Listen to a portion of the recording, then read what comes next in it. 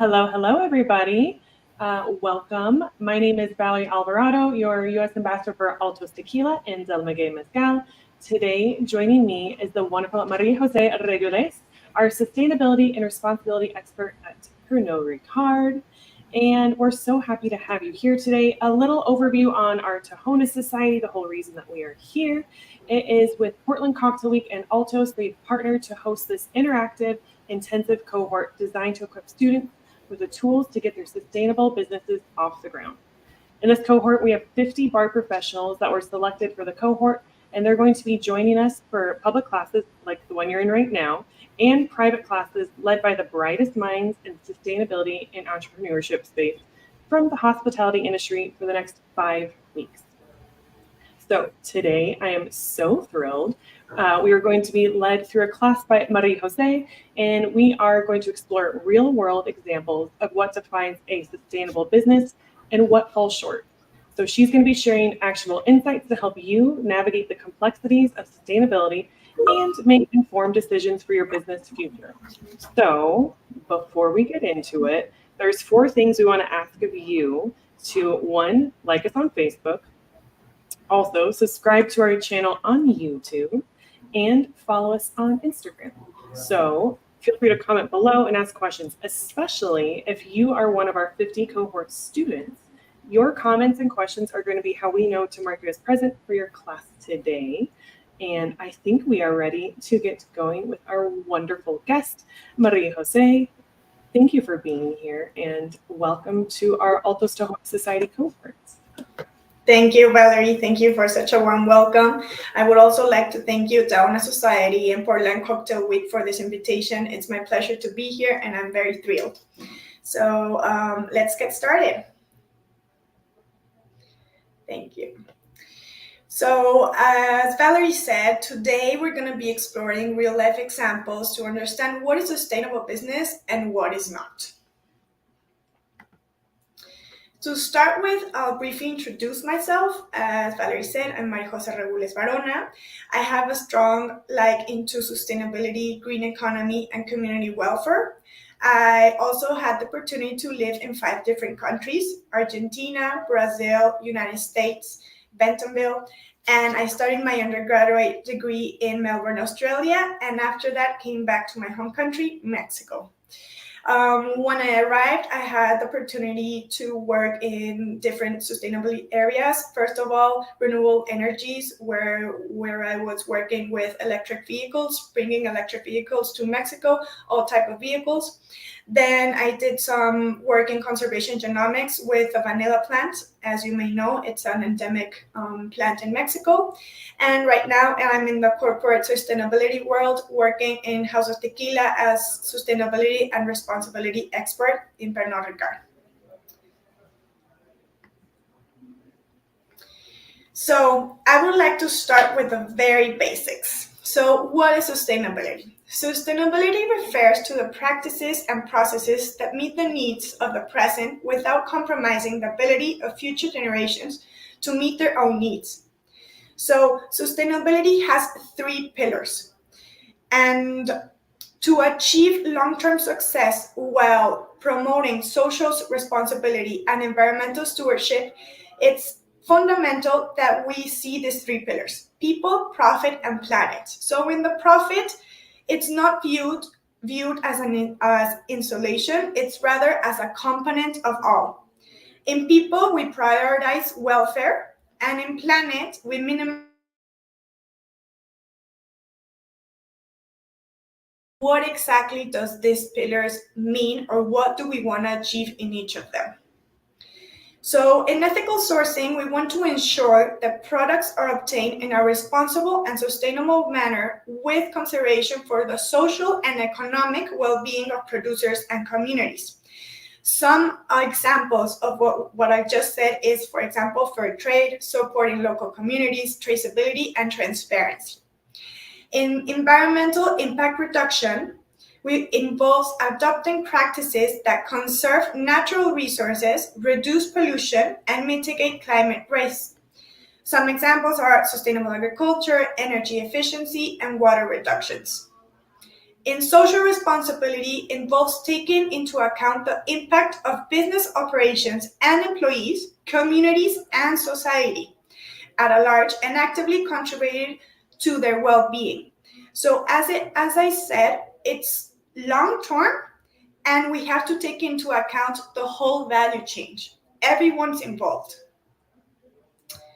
So to make sense a bit of what I've just said, I will give you two very easy examples of companies that are known for their sustainable practices. So the first one is Natura & Company. They are known for their ethical sourcing, cruelty-free products, and sustainable packaging. The other example is Unilever, where they have a sustainable living plan and they have goals related to reducing their greenhouse gas emissions, water usage, and waste. As for also sustainable sourcing, they want to prevent deforestation, protect biodiversity, and support smallholder farmers.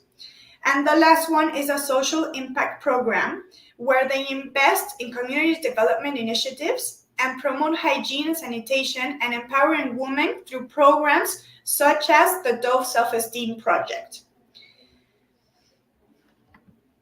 So now that I've gave you what is sustainability, what are the pillars, that we understand that it's long term, that we understand that it involves all of us, let's start on thinking of some common misconceptions about sustainability. So the first one is sustainability is only about environmental concerns. As I just mentioned, it's not true. It also concerns ethical, economic, and social aspects.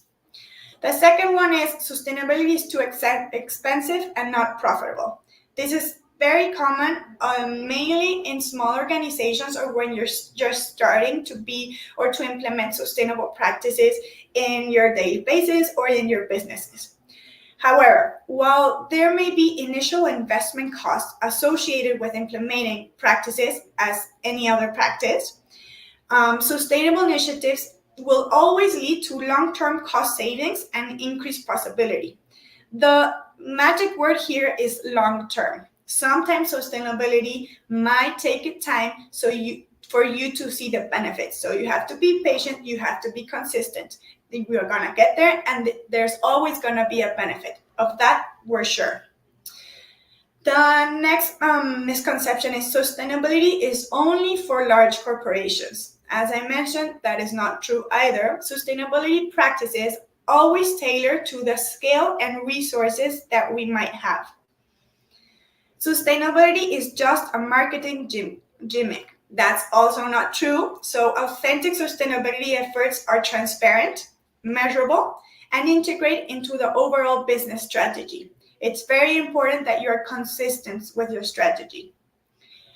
Sustainability is a one-size-fits-all approach.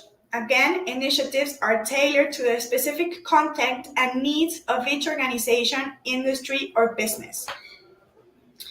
And last one, sustainability is a standalone department responsibility. Although there might be one person in charge in a whole company or an organization of the sustainable strategy, it doesn't mean it's a standalone commitment or that we are alone. No, everyone's responsibility within the organization. It's a cross-functional collaboration and engagement at all levels. If we're not engaged in all levels, the strategy will not work and we will not achieve what we want to. So it's the responsibility of all of us, okay? That's very important to remember. We're gonna see other examples how all of us have a responsibility, even consumers, customers, and how it's important to take into account the whole value chain, as I mentioned at the beginning. So now that we've talked about some misconceptions and now that we want to be more sustainable, let's talk about some pitfalls to avoid.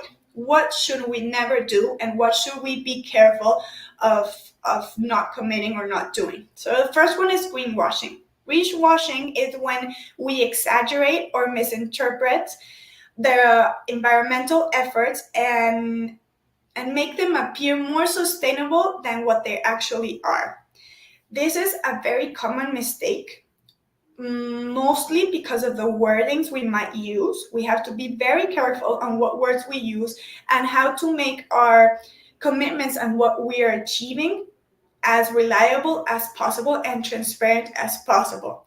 Right now, greenwashing is looked very harshly by authorities and punished too. So you must be very careful on what you say and what you're not to say. It's also in sustainability, even though if you haven't achieved it and you can say, I'm trying, we are working, that's a very good way of putting yourself out there and saying that you're doing something. So don't be afraid of saying something that we're trying, we're in progress. That's okay. You have to be transparent. It's better to say that you're in progress than say I achieved when you haven't, because that could be greenwashing. And a second example is overlooking supply chain ethics. So only focusing on internal operations and neglecting the supply chain ethics can undermine sustainability initiatives. So as I mentioned at the beginning, you have to think of where you buy your products, how are those products produced, where are they farmed, how are they farmed, who's working there, what are you doing in your business, and what are you doing in the establishment, your daily operations, and also the after. How does those products get to your consumers? How does those consumers do with that product? Where does it end? So you need to think of all the value chain from where it starts to where it ends. Okay, it's very important to have that in mind all time. The second example is lack of clear goals and metrics. Sometimes when we're very excited and we want to start with sustainability, we want to do everything and at the same time we're not doing anything. So it's really important to have a direction and to have a strong strategy. This is important so you do not fail to demonstrate the impact, okay? So long-term impact, medium impact, and short impact. Start making commitments around those timings so you don't feel that you only have long-term and it's very far. Do some also short-term impacts, some easy wins that you can implement, okay? The second one is ignoring stakeholder engagement. So sustainable initiatives that do not reflect their needs or priorities are not going to be important. So you need to understand what your consumers, what your community, what other stakeholders are interested in, because maybe you're very into solar energy, but maybe your market does not understand or doesn't care, or everyone has solar energy. So you need to also understand what the stakeholders need and want for you to also work on that and provide that. And it doesn't mean that because they're not interested, you're not going to do it. You still have to do it, but maybe you don't have to communicate that part. Okay, in sustainability, there's always a front side of it and the back side, and we're going to see it in the case study. There are many initiatives that many industries do that are not open, or that not everyone can see them, and are other that are like branded strategies that are shared with everyone. So that's also important. Short-term thinking and lack of integration. So also, as I mentioned, you need to have short, medium, and long-term initiatives integrating into the core business functions, product development, and investment decisions. If the whole industry, company, or business is not integrated or is not part of a sustainability strategy, then it's going to be very hard to achieve your commitments or to have an impact. And the last one is failure to adapt and innovate. As we might know, sustainability is quite new, it's quite trendy also, and it's growing very fast. So it's very dynamic and it's an evolving field. So if right now you feel confident with the initiatives you're doing, do not stop there. Read, look around you, see what else there is, because it's always changing and there's always going to be new technologies you can implement and ways you can be better. So now, to make this make sense, I'm going to show you some examples, world examples that face negative consequences due to unsustainable practices. So the first one is a very well-known, it's a British petroleum one. The Deepwater Horizon disaster highlighted the risk associated with offshore drilling and the importance of robust environmental and safety regulations in the oil and gas industry. The next one is the Roundup cancer lawsuit against Monsanto. That's also a very well known. Mexico protesters fear US-owned brewery Constellation Brands is draining their water. So after this, Constellation Brands made a commitment to have sustainable water usage. The IGO fined 1.5 million US dollars for a lack of pollution permits, Bacardi responsible to fair food responsible inaccuracy, and the last one, Nestle criticized over migrant palm oil workers in Malaysia. So these are negative consequences of big industries. Most of them you might know, and it doesn't mean they're bad industries, and it doesn't mean they're bad companies, and it doesn't mean they're unsustainable. It means that they didn't mitigate some of the risk that we see here correctly. They didn't see the whole value chain, and something went wrong. And that's when you can be in danger. So that's why it's very important to first mitigate all your risk, and second, avoid pitfalls. It's very easy to sometimes overlook or not get into the details of your whole value chain. But it's very important to be in contact and to know what could happen, because negative consequences are big and are dangerous. So now, as I mentioned at the beginning, I would like to come into a case study of a spirits business compromised with sustainability efforts. So, as you may know, Pernod Ricard is a global leader in the wine and spirits industry with a portfolio of iconic brands such as Absolut Vodka, Jameson Whiskey, Jacob's Creek Wine, of course, Altos Tequila, and Del Maguey Mezcal. In Pernod Ricard, we believe that there can be no conviviality with excess and strive to be sustainable and responsible at every step, from glass to grain. Since 2019, our global strategy, Good Times from a Good Place, has been dedicated to creating a more convivial world without excess, from the grain to glass. Aligned with the United Nations Sustainable Development Goals, specifically focusing on 8 out of 17, we have developed our 2030 commitments or strategy, and this is comprised of 4 strategic pillars. First one, nurture interact. Second one, following people. Third one, circular making. And fourth one, responsible hosting. So as I mentioned before, the 3 pillars of sustainability is planet, people, profit. Here we have a different strategy, and because we are in the spirits business, we have a 4th pillar called the responsible hosting one. As I mentioned, you have to take care of your whole value chain. So in this one, we take care of brand ambassadors, of brand tenders, of everyone that's out there and that consumes our products. How can they be responsible consumption of such? So I'll give you some examples of what are we doing in Pernod Ricard. Most of them are from House of Tequila. So in House of Tequila, we produce oral agave spirits, so tequila, mezcal, sotol, and more. I'll say if it's in the tequila fields or in the maguey fields or any other example I have, and it's to show you how in the whole value chain there are efforts that we can do and how we can do and how we can implement them.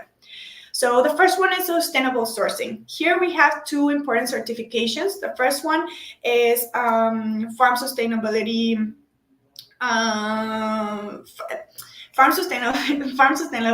certification, and this one validates our sustainability performance and ensures the highest quality of agave plantations. Right now we have a silver certification, and we're working to achieve the gold. And the other one is ARA, Agave Responsable Ambiental, which guarantees that tequila is made with agaves planted in plots that have not caused deforestation. This is a certification in the whole state, and every tequila producer must have the certification or they won't have, or the tequila is not going to be certified and cannot be called tequila. So that's also a very good certification collaboration between government and industry to make sure we are producing in a very sustainable manner. And these, you can find them in our tequila field, so Avión and Altos comply with them. The next example is regenerative agriculture. Here you can see images of the maguey fields. Here we have initiatives such as soil health initiatives, intercropping. As you can see in the images, they're a bit small, but I believe you can see. So we have lines of agave, lines of flowers, and lines of beans. The lines of flowers help to attract bees. Bees pollinate flowers and help biodiversity. And the lines of beans is another income for the community because agaves grow from 5 to more years, in tequila and in mezcal from 10 to even 35 years. So in between those cycles of agave, they can have other crops they can grow, and they can have something else to eat, to sell, or anything else. So that also helps. Flowers also help as like organic pesticides because other bugs stay in the flower and doesn't go to the agave. So this practice of intercropping is a very it was used traditionally in Mexico very years ago, and right now we're bringing it back because it has a lot of benefits. And also apiculture, but as I mentioned, bees help with biodiversity, and also they produce miel and honey. Thank you. They produce honey, which they can also sell. So that's like a win-win practice too. The next practice is water conservation. So we have a commitment to replenish all the water used in production process by 2030. How are we going to do this, or what are we working on?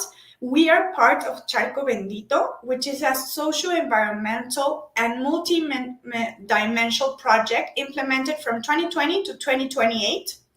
And it works on the comprehensive restoration of the section of the Cajaquitlan microbasin, which in turn belongs to the Santiago-Guadalajara River Basin. All these industries you see here are part of this project, so we work together. We are part of this project, and we're working to restore this microbasin. So we are reforestating, we are doing several practices to bring water back to that microbasin. In sustainable packaging, this is an example. I'll give you our latest example, and also one that I really like. It doesn't mean it's all of them. We have many in packaging, and we also have very strong commitments in having reduced glass weight. We also have a percentage of recycled glass, no virgin plastic, and so on.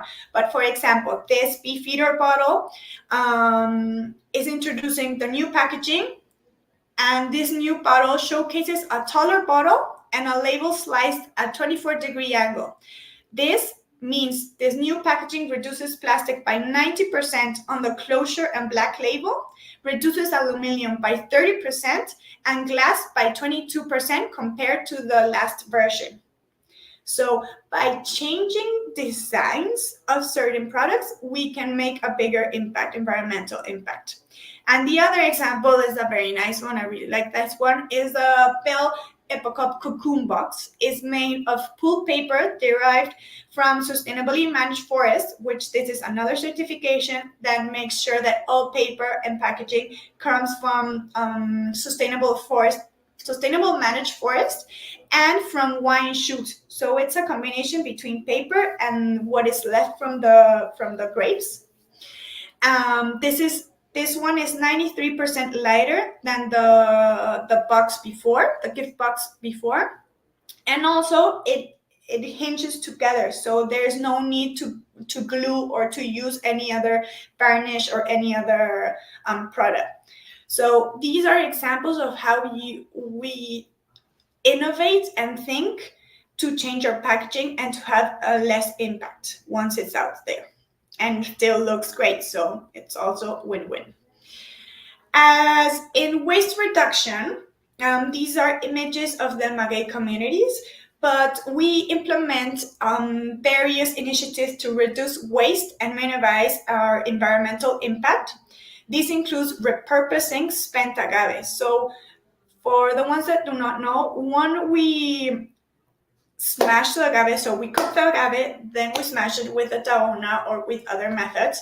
What is left is bagasse, which is the fibers of the agave, and vinasse, which is like the liquid part. The vinasse is very high in nutrients and very acidic, so it cannot be disposed into a river or anything like that. It's quite toxic, so we have to have a correct disposal of both waste products of the agave production. So these are repurposed to make different parts. So for example, the images you see there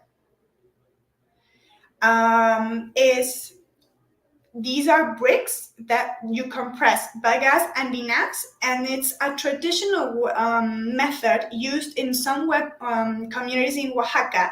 And what we're doing is we're working with COA, one of our partners, to replicate these good tradition methods in other communities to help them have these bricks. So it's basically waste product compressed, and you can have big bricks, small bricks, and these bricks are used to construct kitchens, mezcal kitchens, houses, even bars. They have like some of our communities have a really nice bar.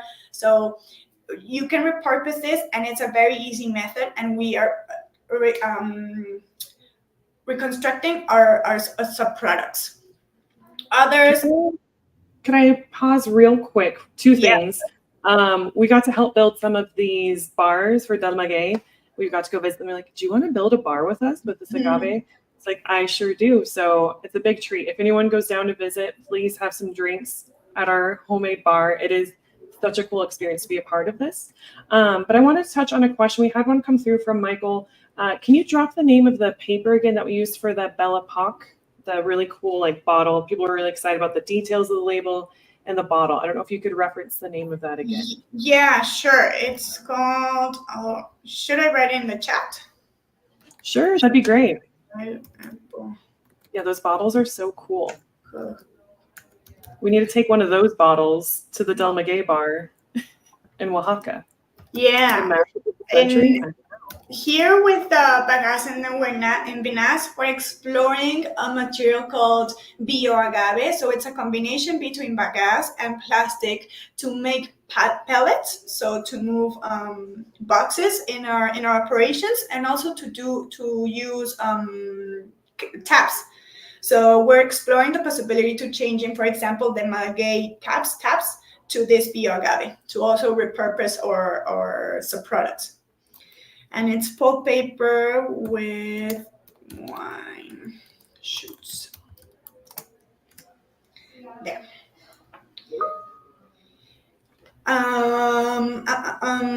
So yeah, as I mentioned, some of the projects we have is these bricks. We are working on pellets. We're working on taps. We also, for tequila, for example, we repurpose it and we do compost. So yeah, we have different projects going on to see how we can better use our waste, and that it's not a waste anymore. It's converting into something useful. And the last example I have is a way of how we reduce our carbon emissions too. We also have very strong commitments here and the percentage that we have to reduce. But one of the examples that I have here is solar panels. So in our Altos distillery, we have 100% renewable energy. 37% with solar panels, and the rest with green certificates. And in the Maguey distillery, we also have 100% renewable energy, and here we have green certificates. So that's a good accomplishment. We managed it this fiscal year, so we're very proud of it. And we're gonna still be working on how can we be more sustainable in renewable energies and in carbon emissions. We also have very high top technologies to reduce our emissions, and we have a roadmap that we're going to keep working on how to reduce them. So first of all, I don't know if anyone has any more questions about the examples I just mentioned. If not, I believe we can follow through. So I hope these are like the key takeaways I want you to take from this lecture. Before How you get into that, would you mind? We've got one question after you Gotcha. mentioned that. Can you elaborate a little bit more on the green certificates, what those mean, and how they are earned? Yeah, sure. So green certificate is a well, I don't know if you call it a project. It's a technology where you buy a certificate at so to help a farm, a renewable farm, to produce green energy. So there can be farms of solar energy or wind energy or water energy, any type of energy that produces green energy. So these certificates help a farm to keep developing and producing green energy. This energy is then provided to the whole community or to the whole country, whatever the farm is. In the case of Mexico, it's a bit complex because in Mexico, we can only have 50% of our energy produced as renewable energy.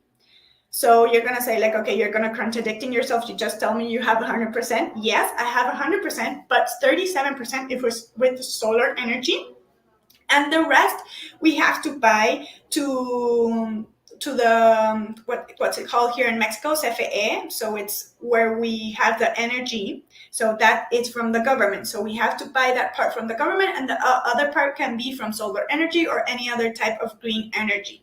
So to make that other 50% green, we buy the same amount in green certificates. So we are producing the other 50% in another country, green energy.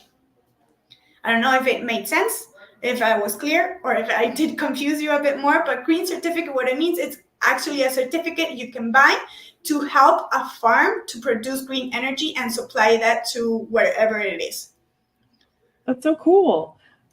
Thank you. That was super clear. I appreciate that. Would you also mind expanding a little bit more on the charco bendito? Yeah. So Charco Bendito, as I mentioned, is a project that started in 2020. All of these companies, we are part of it, so we work together. That's a very good part of sustainability. It's that we, even though it's our direct competitors, we work together because it's sustainability, and sustainability, we want to create a bigger impact for our planet, for everyone. So it's not for Pernod Ricard, it's not for Diageo, it's not for Bimbo, it's for all of us. So that's the magic of sustainability. You can always share, and you can always ask your neighbor, like, what are you doing? Can we share best practices? How can we work together? How can we generate a bigger impact? So this is one of the examples. It's an alliance between many industries, spirits business and other ones, to recover or restore the macro basin. What is macro basin? It's a hole in the ground, underground, where we have natural water. So you extract that water to have water in the state, in the industry, wherever. So how we need to restore that water, because once that the micro basin does not have water, it's dead. You cannot restore it. So you can only help it, or you can only take care of it once it still has water. Once it's dry, it's dead forever. So it's really important to not let any microbasin in any country die. So what are we're doing to restore it? All of us work together economically, and we also give resources, human resources, to reforestate all that area. If you put Charco Bendito on internet, you'll see the area, the map where this happens, and it's in Jalisco. So you'll see the river, the Maker Basin, and all the part where it's being reforested. So we're reforesting. We're also working on biodiversity projects. We are looking on how is all the flora and fauna restoring too, because all the reforestation. So some of the last news from a few months ago is that we saw a fox and we haven't seen foxes from many, many years ago. So this is part of the efforts that we've done to reforestate. We're having species back, plant species, animal species back, and all this helps to recover this micro basin. I don't know if it's clear. Do you have any other question about it? No, that's super great. And yeah, their website has so much information. I'm really excited to dig into that and look through it. Thank you. Perfect.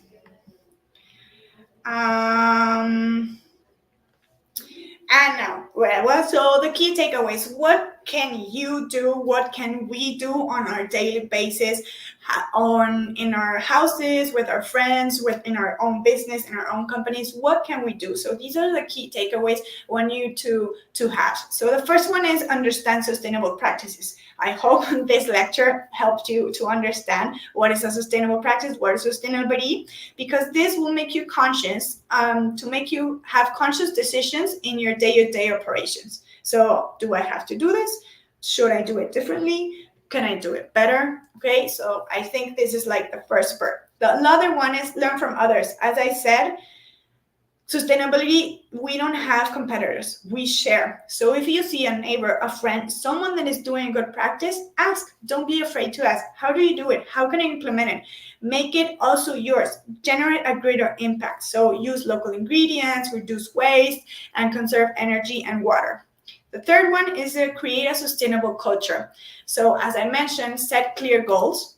Educate your staff, your friends, your family, and engage customers. So as I mentioned, some initiatives you will do and have to do, and some of them you can engage your customers because they will be interested and they can help you manage and commit also and have a bigger impact. So do not feel it's a standalone work. As I mentioned at the beginning, it's everyone's responsibility. So also invite your customers to be part of it. The other one is measure and monitor impact. This is super important, and sometimes we forget because it's kind of like the scientific part of the sustainability part to measure and monitor. But if we do not do this, we cannot identify areas of improvement or measure the progress over time. So it's very important to measure where you're standing, what you're doing, and how it's impacting everything. Not only the sustainable part, but the cost efficiency part, your customers, loyalty, everything. Okay, so that's very important too. And the last one, collaborate with suppliers and stakeholders. As I mentioned, we are all working, accelerating, looking for new initiatives, looking for new alliances, technologies. So it's very important to always be looking out there to see how can you innovate and what can you replicate and have. And that's it. So any more questions, and please stay tuned for our comic sessions. They're going to be very interesting too. So don't forget about those.